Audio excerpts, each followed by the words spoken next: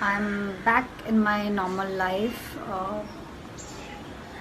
2 दिन से मुझे लग रहा है कि मैं थोड़ा नॉर्मल अपने एक्टिविटीज़ में आ गई हूँ और इसीलिए आज सोचा कि एक छोटा सा वीडियो बनाऊँ और जिसमें आप लोगों से बात कर सकूँ। लगातार मीडिया से कॉल आ रहा था और सुशांत से जुड़े हुए कई सवाल जवाब, बहुत सारी बातें वो कर रहे थे, पर जिस तरीके से सवाल जवाब हो रहा था वो मुझे लग रहा था कि न बोलते ही कुछ बन रहा था और चुप रहने में भी घुटन हो रही थी। अगर कुछ बोला जाए तो एक ही बात हो रहा था कि लाइमलाइट में आने के लिए सब लोग बात कर रहे हैं, आप बहती गंगा में हाथ धो रहे हैं। इस तरह की बातें जब हो रही थी तो लगा कि अभी बात करने का टाइम नहीं है और समझ भी नहीं आ रहा था कि क्या बात करूं। शायद इन सब के बारे में तभी बात हो सकता है जब आप इमोशनली इन सब चीज़ों से निकल चुके हों और थोड़ी बैलेंस्ड हो चुके हों। अभी तो सिर्फ़ और सिर्फ ऐसा लग रहा है कि इस सदमे से कैसे उबरा जाए। और ये ताज्जुब की बात है कि जब मैं सुशांत के घर गई अंकल से मिलने तो मैं बहुत ही घबराई हुई थी कि मैं क्या बात करूँगी, कैसे उनको क्या हिम्मत दूँगी। एक नर्वसनेस थी घर जाने से पहले। लेकिन जब मैं परसों घर गई तो मैंने गौर किया कि मैं वहाँ जिस हिम्मत देने की बात सोच रही थी और जो नर्वसनेस थी वो सब कुछ ख़त्म हो गया था। और अंकल से मिलकर ऐसा लगा कि मैं उनसे हिम्मत पा रही हूँ। तो ऐसे में क्या ही आप बात करोगे और क्या ही हिम्मत दोगे। लेकिन uncle, I don't know, he is different soul. इतने स्टेबल, इतने शांत, पता नहीं अनकहा कुछ कहते हैं वो, जैसे उनकी पूरी एनर्जी ही पूरी डिफरेंट है। दीदी से मिली, मुझे लगता है कि मैं वहाँ हिम्मत लेकर आई हूँ और ये समझ लेकर आई हूँ कि ज़िंदगी में उतार चढ़ाव आते रहते हैं। ऐसे बड़े बड़े घटना के बावजूद ज़िंदगी कैसे अपने आप चलती है और आपको चलाना पड़ता है।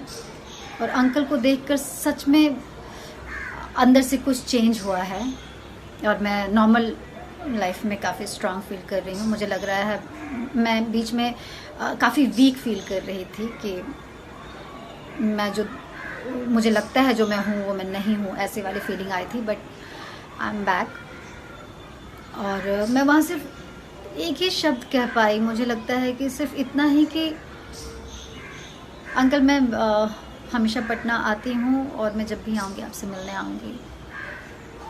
और ये सच है, मैं साल में एक बार पटना आती हूँ। मुझे अपने घर, अपने परिवार से मिलने के लिए यहाँ, मुझे एक अलग एनर्जी लेने के लिए मैं यहाँ आती ही रहती हूँ। तो I know now whenever I will come I will meet uncle. और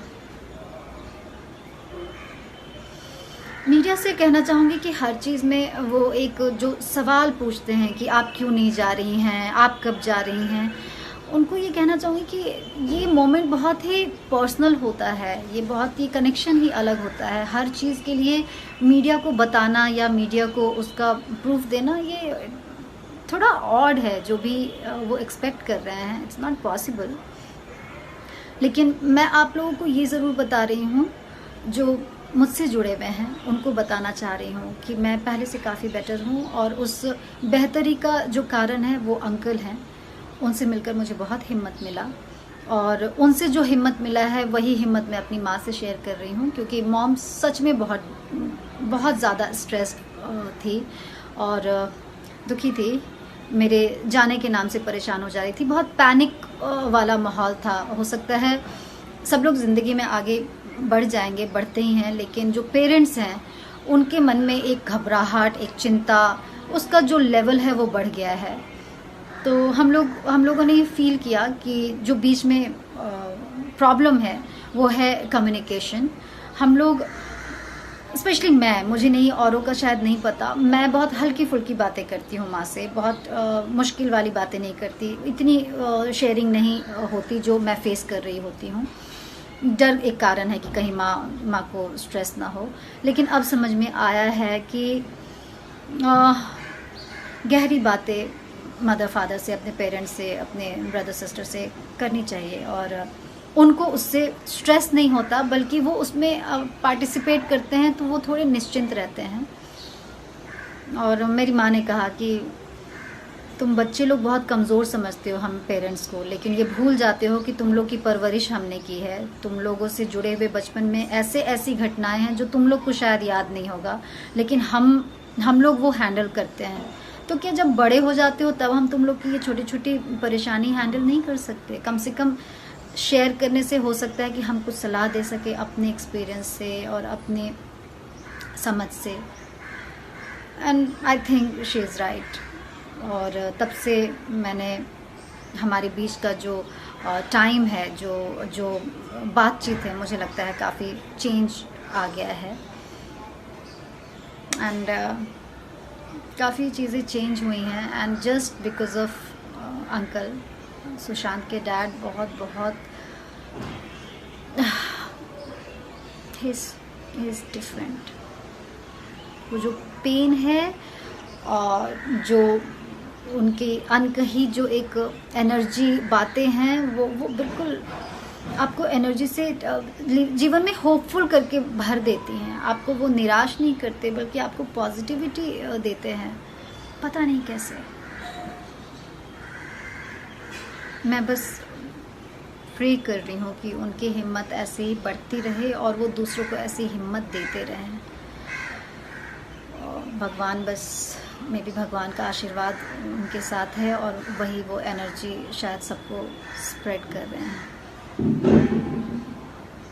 एंड आई विश सुशांत के केस में जस्टिस हो। बस मैं ये प्रे कर रही हूँ। मुझे लगता है ही इज़ वॉचिंग एवरीथिंग, और जो भी होगा बहुत बहुत करेक्ट होगा। Thank you uncle, thank you so much. मुझे फिर से वो पॉजिटिविटी देने के लिए, ज़िंदगी के लिए होपफुल करने के लिए, ये फील करवाने के लिए कि ज़िंदगी सच में चलने का नाम है। ज़िंदगी में बहुत कुछ होता है, बहुत बहुत ऐसे घटनाएं दुर्घटनाएं होते हैं, पर आप रुक नहीं सकते, आपको बढ़ना होगा। Thank you uncle.